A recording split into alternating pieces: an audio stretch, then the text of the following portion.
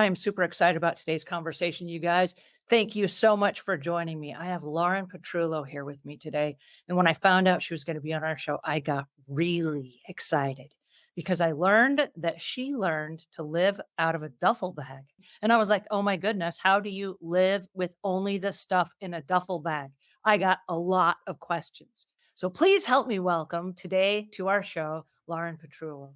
Lauren, how are you today? Oh, I'm so good. How are you doing? So tell me, you now run a really huge, successful company that's for the media. This is fascinating to me because when we talk about clutter and minimalizing and making these decisive decisions, there are a lot of people that have like gobs of electronic clutter as well. And so, how do we transfer those same decisive behaviors Mm, over to the computer versions of our lives? that's fair. Like the wire management stuff, I'm really lucky. As long as I have Wi Fi, I'm able to work. And I work with a team of over 30 really brilliant people. And we all have this laptop lifestyle. Currently, I'm using my desktop, and like my desktop is actually like a Mac Mini Pro. And so it's like this size. Like that's my entire computer. And it doesn't have a keyboard or a mouse attached to it or cameras or all the other things that comes in with full computers or laptops.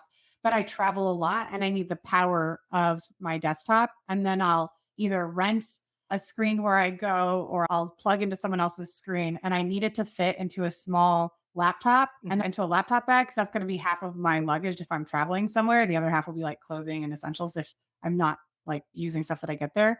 But for me, the biggest way that a lot of firms or even clients like over clutter and honestly like overspend on trinkets and gadgets is because they use buying the next piece of software as an excuse to not learn how to properly use their current one. So it's Mm. easier to write off, oh, is my microphone the best? No, I'm just going to spend more money and buy a different one versus, hey, if you like check out a few YouTube videos or even if you hire someone on TaskRabbit for like $15 to show you how to properly use your microphone, you'll be able to save on the Amazon box that's going to be coming, the conversation with your significant other, because like, why are you buying another microphone when you already have an existing one? So I think because we're so accustomed to upgrading our phones and even further, potentially TVs as frequently as we do, it's easier to make that excuse. I need the updated computer. I need the updated camera. I need the updated mouse. And I think that goes back to the conversation we had earlier, where you said when you have choices and when you don't have choices. Mm. And now you're putting yourself in a situation where instead of giving yourself unnecessary choices of saying, hey, do I need the latest version of whatever the microphone is, to say, how do I take what I have and make it work for me still? Yeah. It's like the biggest like innovation. So previously I worked at the Walt Disney Company and we'd always try to do innovation. I was an innovation catalyst. That was like part of my job. And a lot of times we'd work with marketing teams and sales teams and they think innovation means creation. Mhm.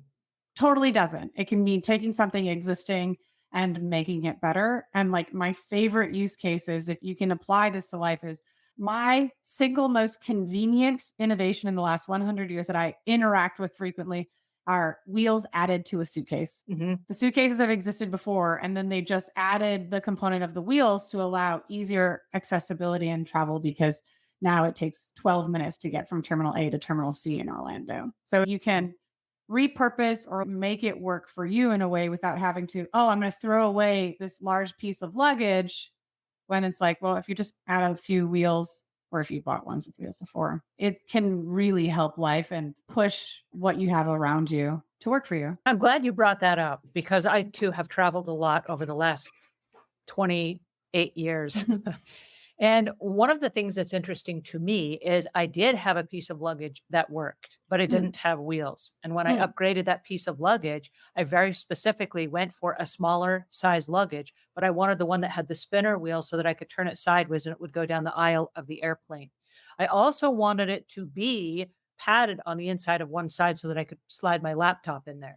So I was looking for a very specific piece that would fit my lifestyle because I not only travel with one, but two laptops when I travel. And I mm. have one in my backpack and I have one in my carry on bag. And like you, I don't carry anything that I have to check. It's all carry on luggage for me.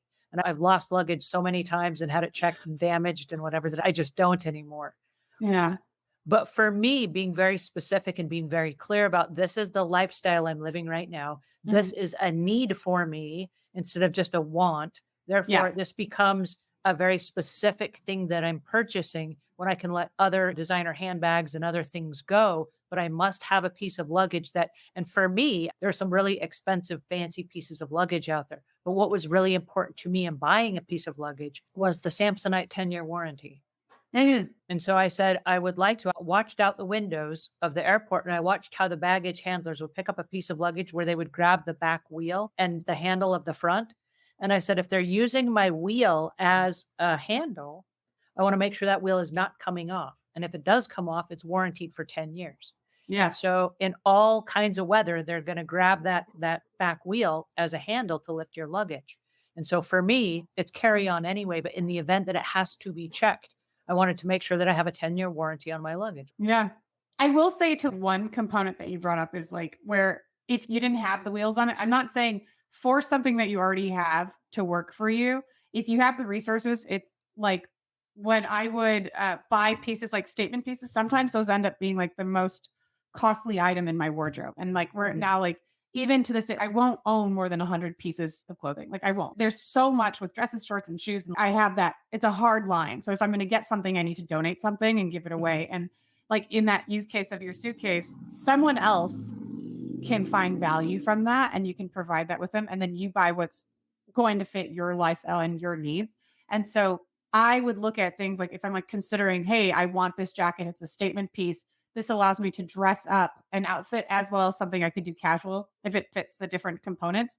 I like to think of it like, what is your dollar to use? Again, like I'll have those ratios. If I'm not going to use this bag because it doesn't have wheels and it's just going to sit there, versus if I can get something I'm actually going to be using, it's way more cost effective because my price per use compared to it's just sitting there wasting space and it's occupying too much energy in my brain.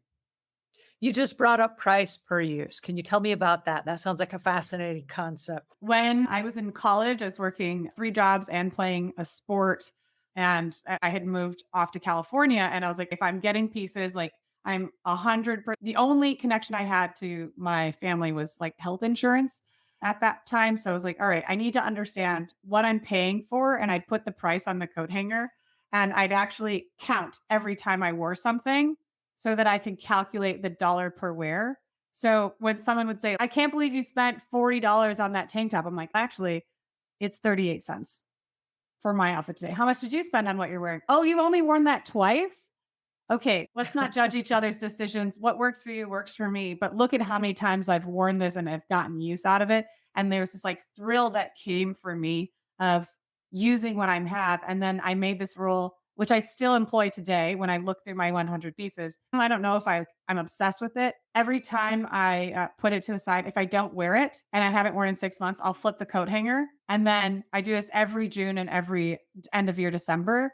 If I have a flipped coat hanger, I give it away because I haven't worn it. And Wow. I can see every day when I'm looking in my closet, am I going to wear this? Am I not? But if I'm not Mhm. going to, then it's not serving anything other than making me have an extra decision and considering it, is it still worth being in my wardrobe every day?